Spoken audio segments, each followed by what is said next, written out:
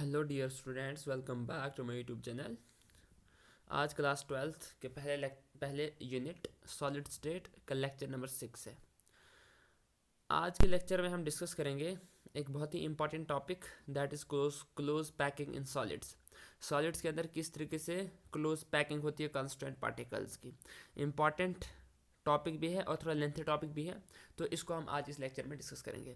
और आपको notes description link में मिलेंगे पीडीएफ की फॉर्म में, आप वहाँ से उनको डाउनलोड कर सकते हो। Okay, let's start.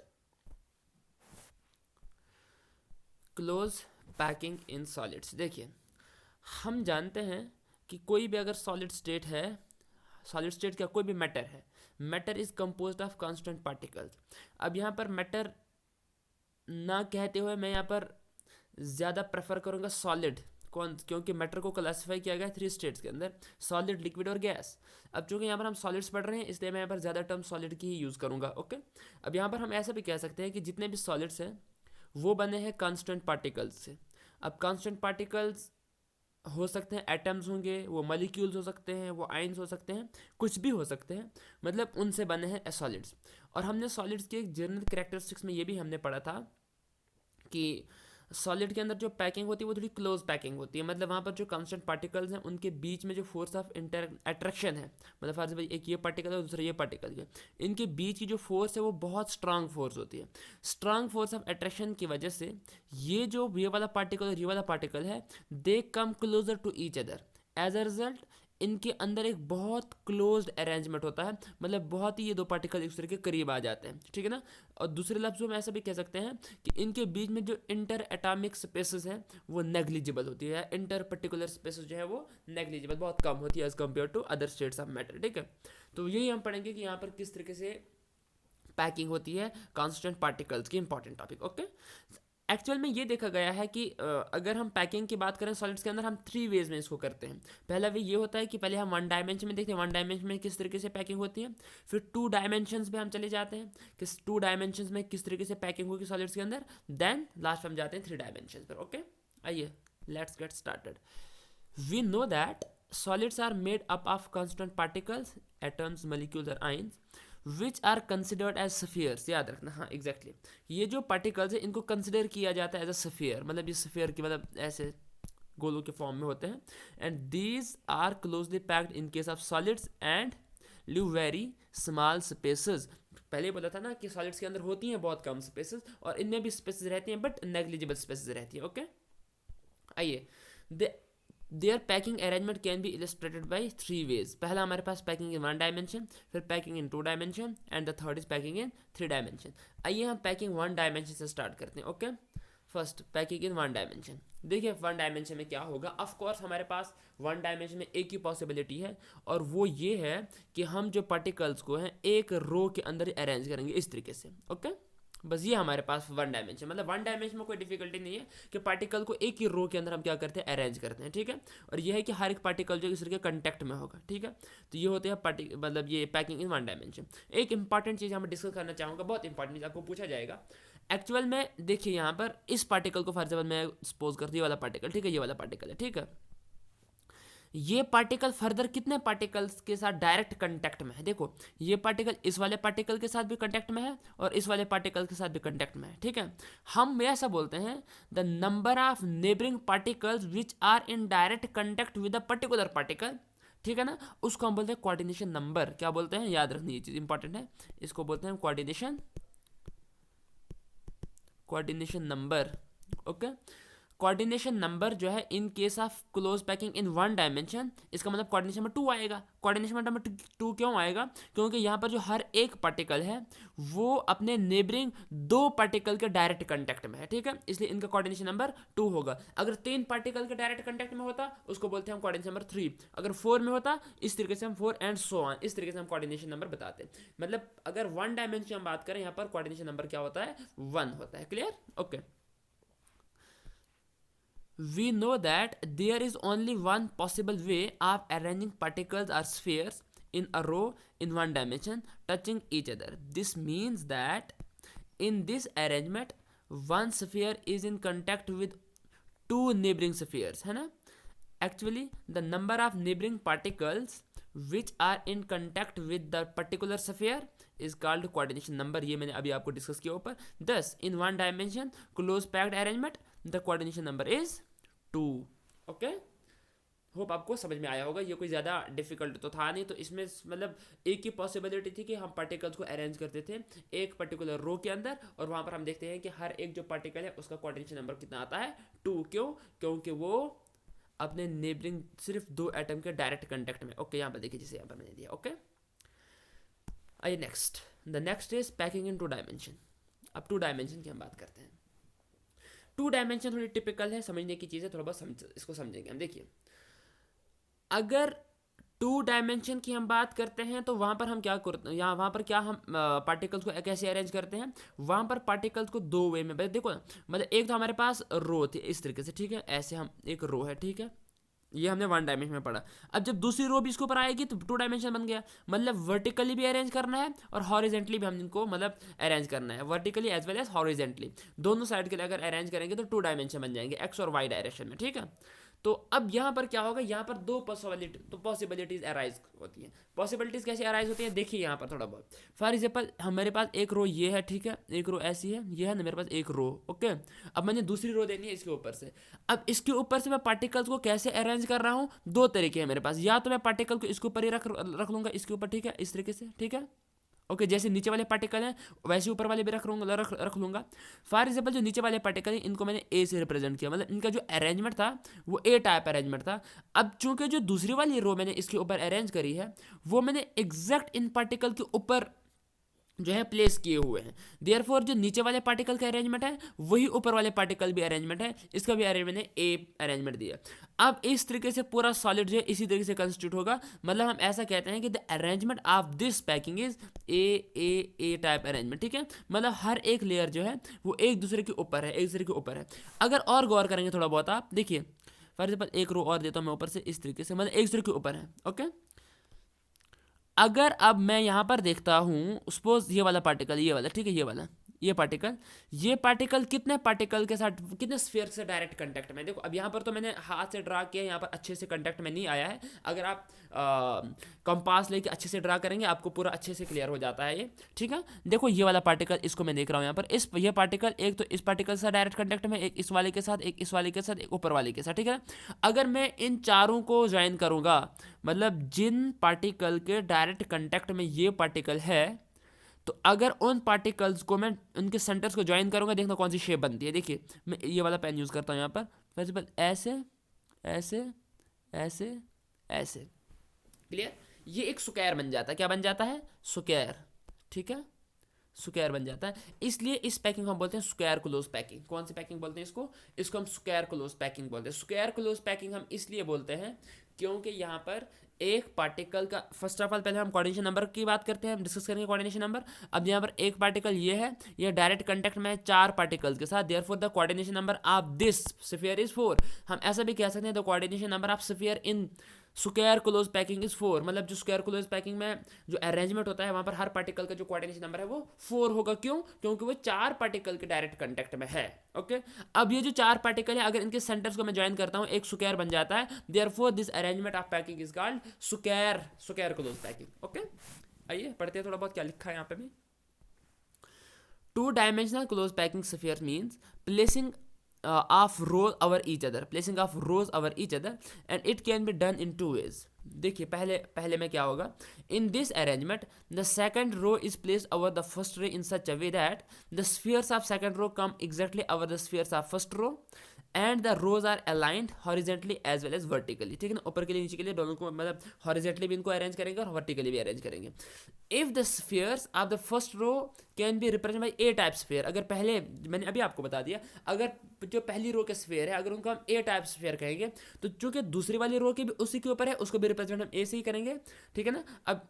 अब यहाँ पर क्या होगा, इस अरेंजमेंट को हम बोलते हैं ए टाइप अरेंजमेंट, ठीक है। अब देखिए नेक्स्ट, इस अरेंजमेंट में क्या होता है कि हर एक स्फीयर जो होता है वो 4 नेबरिंग स्फीयर के डायरेक्ट कांटेक्ट में होता है, so its coordination number is 4 and when the centres of this neighbouring spheres are joined to each other a square is formed, thus this packing is called square close packing in 2 dimensions. Clear?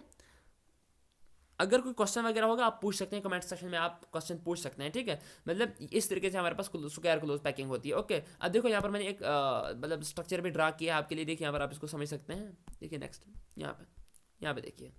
Okay, ये हमारे पास packing, देखो यहाँ पर अच्छे से देखना आप, ये हमारे पास एक अलाइनमेंट है पार्टिकल्स की, यहाँ के लिए भी और यहाँ के लिए भी, ठीक। ओके, अब देखो अगर ये वाला अरेंजमेंट को मैंने मान के चला मैं कि ये ए अरेंजमेंट है, और ये वाला जो है पार्टिकल चूंकि इसके ऊपर ही है, ये वाला अरेंजमेंट ए अरेंजमेंट होगा, ये वाला भी इनके ऊपर है, ए अरेंजमेंट होगा, ये वाला भी ए अरेंजमेंट होगा। मतलब यहाँ पर पार्टिकल ए अरेंजमेंट के साथ अरेंज है, इसलिए इस पूरे अरेंजमेंट को बोलते हैं ए टाइप ऑफ अरेंजमेंट। ओके, अब देखो हर एक किसी भी एक पार्टिकल को लेके चलो, जैसे यहाँ पर इसने ये वाला पार्टिकल है, ये वाला देखो, ये वाला पार्टिकल, ठीक है। ये वाला जो स्फीयर है ये डायरेक्ट कांटेक्ट में एक स्फीयर के साथ, एक स्फीयर के साथ, एक स्फीयर के साथ और एक स्फीयर के साथ, मतलब 4 स्फीयर के डायरेक्ट कांटेक्ट में है, देयरफॉर इसको बोलते हैं स्क्वायर, या कोऑर्डिनेशन नंबर इसका 4 है। ओके, अब ये जो 4 स्फीयर इनके सेंटर का जब हम ज्वाइन करते हैं एक पूरा कंप्लीट स्क्वायर बनते हैं। देखो यहाँ पर स्क्वायर मैंने ड्रा किया, यहाँ पर आप देख रहे हैं स्क्वायर ड्रा किया हुआ है। तो ये स्क्वायर, चूंकि स्क्वायर यहाँ पर बन रहा है, इसलिए इस पूरे अरेंजमेंट को पूरी पैकिंग को हम बोलते हैं square close packing. Okay, done. Next दूसरा अरेंजमेंट, देखो मैं दूसरा अरेंजमेंट आपको बता दूं, दूसरा अरेंजमेंट कैसा होगा। फॉर एग्जांपल हमारे पास ये पार्टिकल्स हैं, 1 2 एक रो ये वाली है। अब दूसरी और इस रो को मैंने सपोज ए टाइप रो अरेंजमेंट बता दी इन पार्टिकल्स को, ठीक है। अब मान के चलते हैं जो दूसरी वाली रो है वो इस पार्टिकल के ऊपर नहीं है, वो इसके डिप्रेशन पर है, जो यहाँ पर डिप्रेशन बन रहा है ना, इस डिप्रेशन में, ऐसे इस तरीके से ओके, इस तरीके से, इस डिप्रेशन ऐसे है ना। अब यहाँ पर तो अच्छे से मैं ड्रा नहीं कर पाता हूँ, तो इस तरीके से हमारे पास पार्टिकल जो है अरेंज्ड है, ठीक है, ऐसे। अब अगर इस वाले अरेंजमेंट को मैंने ए अरेंजमेंट कहा, चूंकि ये वाले जो पार्टिकल इसके ऊपर नहीं, इनको मैंने बी बता दिया।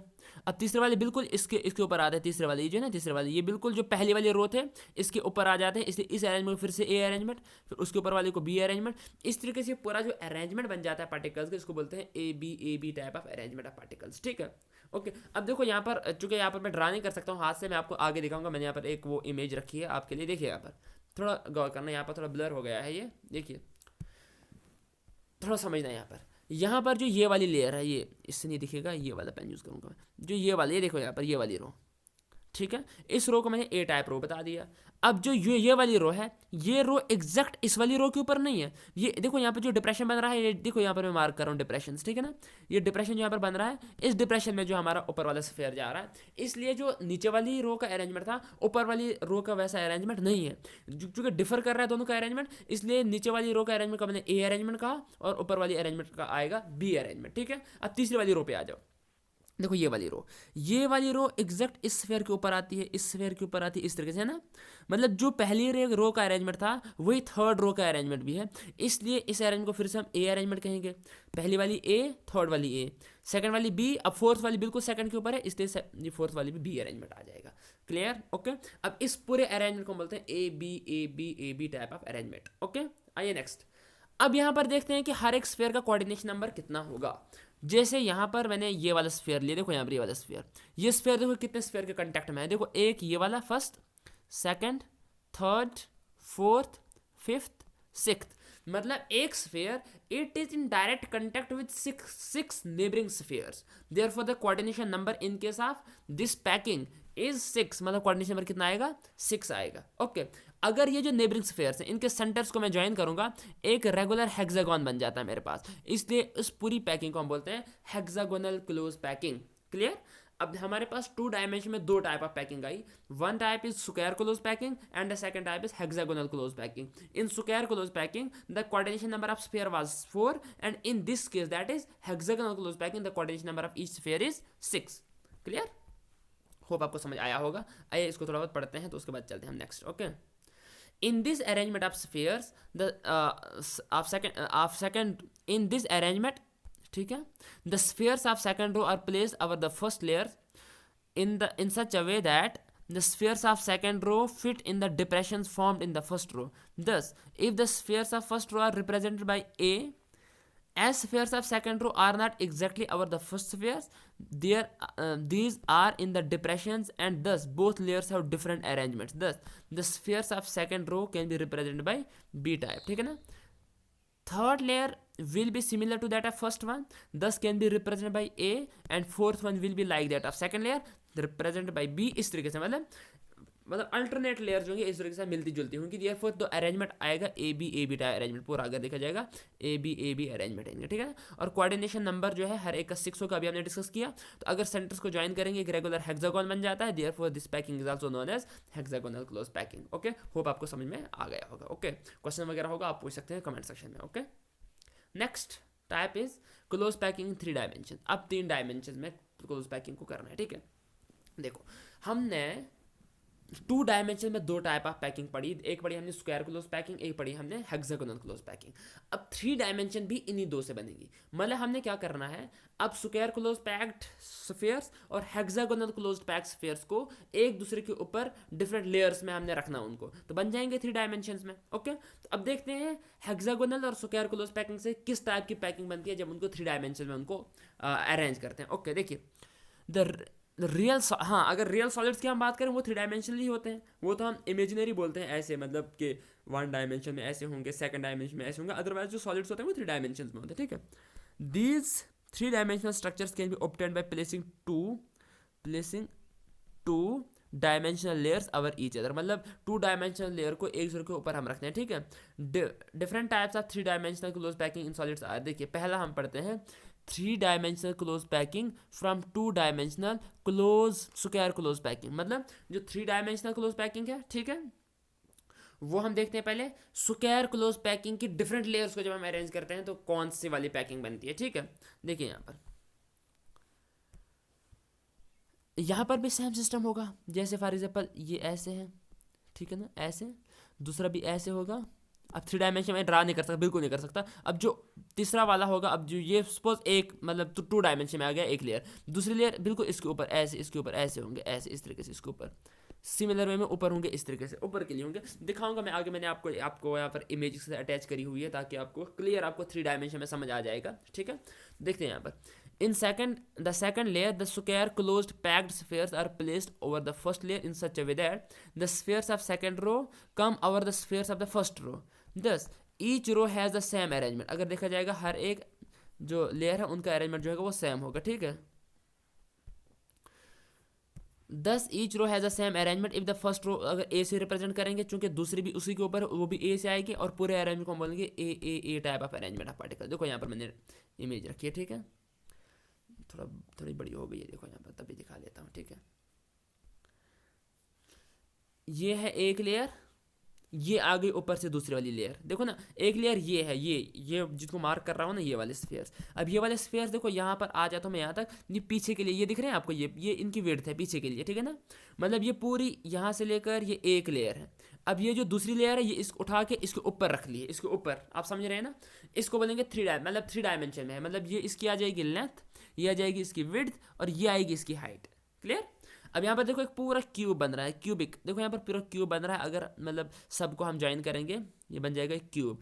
और फर्दर मैं आपको ये भी बता दूं कि यहाँ पर जो एक पार्टिकल है वो डायरेक्ट कांटेक्ट में रहता है 12 पार्टिकल के साथ। यहाँ पर जो कोऑर्डिनेशन नंबर जो वो फिक्स रहता है दैट इज 12, यहाँ पर कोऑर्डिनेशन नंबर 12 रहेगा, ठीक है। और यहाँ पर अगर जो नेबरिंग पार्टिकल्स है अगर उनको हम ज्वाइन करते हैं तो एक पूरा क्यूब बन जाता है। इसलिए इस पैकिंग को बोलते हैं क्यूबिक क्लोज पैकिंग। कौन सी बोलते हैं? Cubic close packing. ओके, देखो यहाँ पर नेक्स्ट इसका arrangement A type of arrangement आएगा, ठीक है ना। And the lattice so generated is called simple cubic lattice and the unit cell is known as primitive cubic unit cell. Cubic unit cell क्यों? क्योंकि यहाँ पर एक क्यूब बनता है। इसके केस में मैंने आपको अभी दिखाया कि किस तरीके से एक क्यूब बन जाता है जब हम नेबरिंग पार्टिकल्स को ज्वाइन करते हैं एक दूसरे के साथ। Okay, next type is 3 dimensional close packing from 2 dimensional hexagonal close packed layers, ठीक है। अब पहले हमने स्क्वायर क्लोज पैक्ड लेयर्स को हमने एक दूसरे के ऊपर रखा था, अब हम रखेंगे हेक्सागोनल क्लोज पैक्ड लेयर्स को।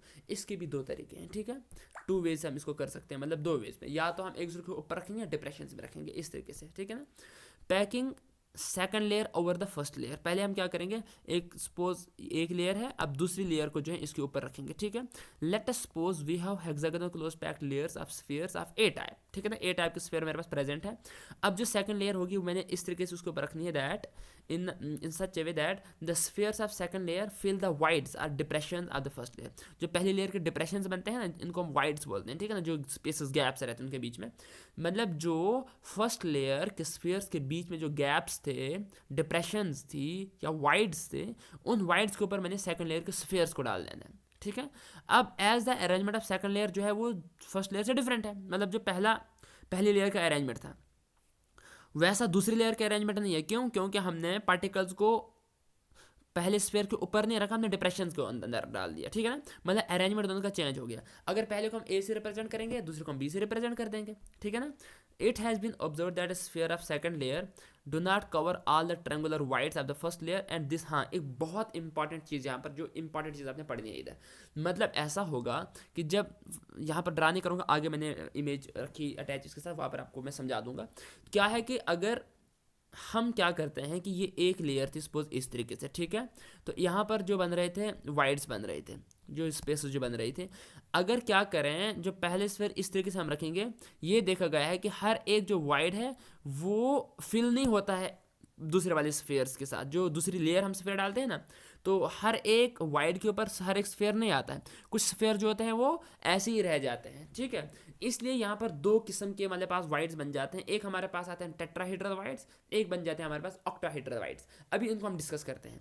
This results in the two arrangement. In the first arrangement is that where spheres of second layer is over the triangular void of first layer and vice versa. जो triangular इसमें एक इस तरीके से wide बनता है, ठीक है ना, तो जो दूसरी लेयर है वो इसके ऊपर आ जाएगा, ठीक है ना, और इस वाइड को हम बोलते हैं टेट्राहेड्रल वाइड। कौन सा वाइड बोलते हैं? क्योंकि इसका जो अरेंजमेंट है वो टेट्राहेड्रॉन जैसा होता है। फॉर एग्जाम्पल इस तरीके का रहता है इसका, अब यहाँ पर 3 डायमेंशन में ड्रा नहीं कर सकते इसको, इस तरीके का इसका अरेंजमेंट रहता है, इसलिए इस वाइड को हम बोलते हैं टेट्राहेड्रल वाइड। तो सेकंड केस में क्या होगा, जो ट्रेंगुलर वाइड होता है सेकंड लेयर का, वो ट्रेंगुलर वाइड के फर्स्ट लेयर मतलब वो ओवरलैप करता है, थोड़े बहुत क्या करते हैं, ओवरलैप करते हैं, और उन जो ट्रेंगल्स बनती है, फॉर एग्जाम्पल जो गैप पहली लेयर का था, सपोज इस तरीके का गैप था, ट्रेंगुलर गैप बन जाते हैं वहाँ पर, ठीक है ना, ऐसे। अब जो दूसरी वाली लेयर का गैप बनेगा वो इसका अपोजिट इस तरीके का बन जाता है, ठीक है। और चूंकि इसकी जो शेप वो ऑक्टाहेड्रॉन की तरह होती है, इसलिए इस वाइड को हम बोलते हैं ऑक्टाहेड्रल वाइड, ठीक है। देखो यहाँ पर मैंने आपको शो किया हुआ है, थोड़ा इसको ऑब्जर्व करना। ये जो मैंने फैंट कलर के जो ड्रा करे हैं यहाँ पर, ये हमारे पास है नीचे वाली लेयर, लोअर लेयर, जो नीचे वाली लेयर है ना, ये वो वाले हैं। तो बाकी जो हमारे पास ये ब्राइट आपको दिख रहे हैं, ये सेकंड लेयर है। अब देखो यहाँ पर क्या क्या हुआ, यहाँ पर आप देखो, अगर मैं आप एक काम करो, जो नीचे वाले हैं ना, ये वाले जो फैंट है, इनको सिर्फ ऑब्जर्व करो आप एक सेकंड के लिए। जो ऊपर वाले जो ब्राइट, इनको नेग्लेक्ट कर लो, आप समझो कि ये है ही नहीं।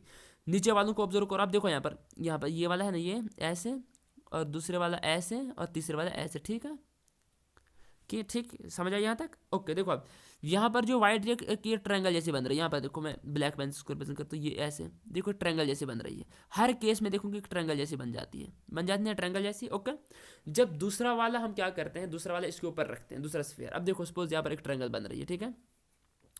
अब मैंने क्या किया, इस वाले को इसके ऊपर रखा, इस वाले को इसके ऊपर, देखो ये वाला जो है ना, ये वाला ठीक है ना, ये वाला, ये मैंने इस ट्रायंगल के ऊपर रख लिया, ठीक है ना। अब ये ट्रायंगल, ये जो वाइड था, ये पूरा कवर हो गया इस वाले स्फीयर के साथ, ठीक है।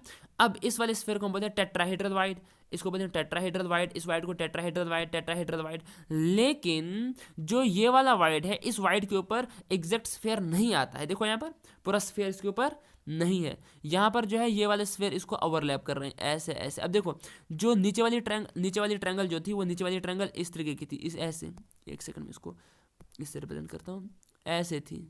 लेकिन जो ऊपर वाली बन रही है वो इसके अपोजिट ऐसे बन रही है ना।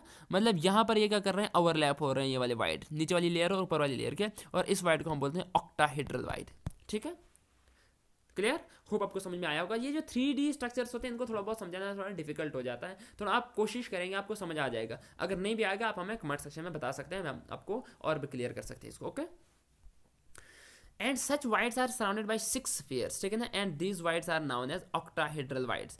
If in a particular arrangement अगर total number of spheres n है तो उसमें जो ऑक्टाहेड्रल वाइड बनेंगे वो जितने स्फीयर हैं उतने ऑक्टाहेड्रल वाइड बनेंगे, लेकिन जो टेट्राहेड्रल वाइड्स होंगे उससे डबल बन जाएंगे। ये फार्मूला है, ठीक है। अगर आपको बोला जाएगा if in a particular crystal there is the presence of suppose 28 particles, okay, suppose let किया मैंने, तो इसमें क्या होगा कि अगर आपको बोला जाएगा calculate the number of octahedral and tetrahedral wides, तो ऑक्टाहेड्रल हमारे पास आएंगे 28 और जो टेट्राहेड्रल आएंगे वो 28 इंटू 2 दैट इज 56, ठीक है।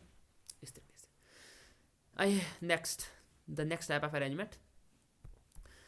पहला इसमें हमने पढ़ा था कौन सा वाला कि हम क्या करते हैं, सेकंड लेयर को फर्स्ट के ऊपर रखते हैं। अब सेकंड में हम पढ़ेंगे थर्ड लेयर को सेकंड के ऊपर रखेंगे। यहाँ पर भी हमारे पास 2 पॉसिबिलिटीज़ होती हैं। एक हमारे पास क्या होगा, जो टेट्राहेड्रल वाइड्स हैं उनको कवर करेंगे, ठीक है ना, ये पहला केस है। इसमें क्या होगा, the voids of second layer are covered with the spheres of third layer, are the spheres of third layer are exactly over the spheres of first layer. हाँ, यहाँ पर अरेंजमेंट चेंज होता है, मतलब जो फर्स्ट वाली लेयर थी और जो थर्ड वाली लेयर है, मतलब वो एक दूसरे के ऊपर आ जाएंगे, ठीक है ना। मतलब अगर फर्स्ट को लेयर को हम ए से रिप्रेजेंट करेंगे, थर्ड को भी ए से रिप्रेजेंट करेंगे, और अरेंजमेंट आएगा A B A B A B, पहली को ए, सेकंड को बी, थर्ड को ए, फोर्थ को बी, इस तरीके से अल्टरनेट लेयर जो हैं वो एक दूसरे के साथ में आ जाएंगे, ठीक है। तो इसमें क्या होगा, और देखो मैंने यहाँ पर बोला कि एंड दिस अरेंजमेंट इसका मतलब इस केस में जो अरेंजमेंट बनेगा that is A B A B A B type of arrangement, ठीक है ना। और इसको हम बोलते हैं हेक्सागोनल क्लोज पैकिंग। कौन सी पैकिंग बोलते हैं इसको, हेक्सागोनल क्लोज पैकिंग, लेकिन कौन सी, 3 डायमेंशन वाली। वहाँ पर हमने हेक्सागोनल क्लोज पैकिंग 2 डायमेंशन वाली पढ़ी थी, और यहाँ पर भी आएगी hexagonal close packing but 3 dimension hexagonal close packing. देखो यहाँ पर मैंने आपको बता दिया, ये हमारे पास हेक्सागोनल है, ये वाला देखो यहाँ पर क्या है। सपोज ये एक लेयर है, ये वाली, इस पर ब्लैक से करता हूँ, ये एक लेयर है, ठीक है, ये वाली, इसको मोटा करना पड़ेगा थोड़ा बहुत। देखो यहाँ पर सपोज ये जो है ये वाला, ओके, एक, और ये वाली लेयर जिनको मैं मार्क कर रहा हूँ, ठीक है ना, ये 2 लेयर इनका अरेंजमेंट सेम है, मतलब यहाँ पर पार्टिकल एक दूसरे के ऊपर है, ठीक है। और जो दूसरा वाला है, ये वाला, इसको भी थोड़ा पेन को थोड़ा मोटा कर देता हूँ, जो ये वाली लेयर, ये वाली लेयर और ये वाली लेयर, ठीक है, ओके। इन वाली लेयर का अरेंजमेंट एक जैसा है और ब्लैक वाली लेयर का अरेंजमेंट एक जैसा है, ठीक है ना। अब जो ब्लैक वाली इनको हम ए से रिप्रेजेंट करेंगे, और बी वाली जो है मतलब जो ब्लू वाली इनको हम बी से रिप्रेजेंट करेंगे, मतलब ये अल्टरनेट लेयर इस के ऊपर आ जाएंगी। और यहाँ पर जो सिस्टम बनता है, पूरा जो शेप बनती है दैट इज हेक्सागोन, इसलिए हेक्सागोनल क्लोज पैकिंग 3 डायमेंशन। देखो यहाँ पर इसको मैंने यहाँ पर रिप्रेजेंट किया, देखो यहाँ पर, ये देखो यहाँ पर एक पूरा, अगर इनको सारा ये 3 डायमेंशनल है, इन सारों को अगर हम ज्वाइन करते हैं हेक्सागोन बनता है, इसलिए इस पूरी पैकिंग को बोलते हैं hexagonal close packing. Okay, clear, ठीक है। आइए नेक्स्ट पढ़ते हैं, नेक्स्ट वाली। अब पहले इधर बता देता हूँ नेक्स्ट वाली में आपको। देखो ये हमारे पास हुआ, देखो समझना, ये समझने वाली चीज़ है। ये हमारे पास जो ये वाली लेयर है, जो ये वाली, ठीक है, ए लेयर, और दूसरा वाला जो है हमने सिर्फ इसके ऊपर रखना है, इसकी डिप्रेशन में, दूसरा बी। अब जो तीसरी वाली लेयर, इसका अरेंजमेंट, मतलब यहाँ पर हमने क्या करना है, वाइड्स के बीच में रखना है पार्टिकल को। अब थर्ड वाली लेयर का अरेंजमेंट नहीं तो सेकंड से मिलेगा, नहीं तो फर्स्ट से मिलेगा, ये और ही डिफरेंट होगी। मतलब पहली को हम ए से रिप्रेजेंट करेंगे, दूसरी को बी से रिप्रेजेंट करेंगे, तीसरी को सी से रिप्रेजेंट करेंगे। अब चौथी वाली का अरेंजमेंट फिर से पहली वाली जैसा आ जाएगा, फिर A B C A B C A B C type of arrangement, ठीक है, क्लियर है ना। और इस पूरे सिस्टम को हम बोलते हैं cubic close packing in 3 dimension, ठीक। देखो यहाँ पर इस तरीके से,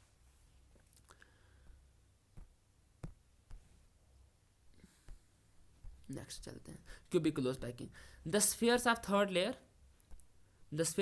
layer are arranged in such a way that they cover the octahedral voids of second layer. यहाँ पर ऑक्टाहेड्रल वाइड को कवर कर रहे हैं, वहाँ पर टेट्राहेड्रल वाइड को कवर कर रहे थे। And if arrange in such a way the sphere of third layer neither aligned with the second layer nor with the first layer.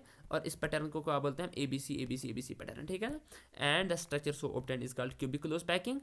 Are इसको क्यूबिक क्लोज पैकिंग भी कहा जाता है, या इसको face centred cubic close structures भी कहा जाता है। और इस केस में जो कोऑर्डिनेशन नंबर होगा वो कितना होगा, 12 होगा, ठीक है। मुझे लग रहा है लेक्चर बहुत लंबा हो गया है, तो होप आपको लेक्चर समझ में आया होगा। अगर आपको कुछ कन्फ्यूजन वगैरह होंगी, आप क्वेश्चन हम पूछ सकते हैं कमेंट सेक्शन में, और आपके क्वेश्चन का आंसर दिया जाएगा। तो देखिए एक चीज़ और कि हम आपके लिए लेक्चर्स बनाते हैं, हैंड रिटन नोट्स बनाते हैं, सब कुछ बनाते हैं। थोड़ा रिक्वेस्ट है आपसे कि अगर आपको कुछ चीज़ समझ में आता है, अगर आपको अच्छी लगती होंगी वीडियो, तो सब्सक्राइब कर दें चैनल को, लाइक करना, वीडियो को शेयर करना, ठीक है। तो होप जल्दी मिलते हैं आपसे नेक्स्ट वीडियो में, तब तक के लिए बाय बाय।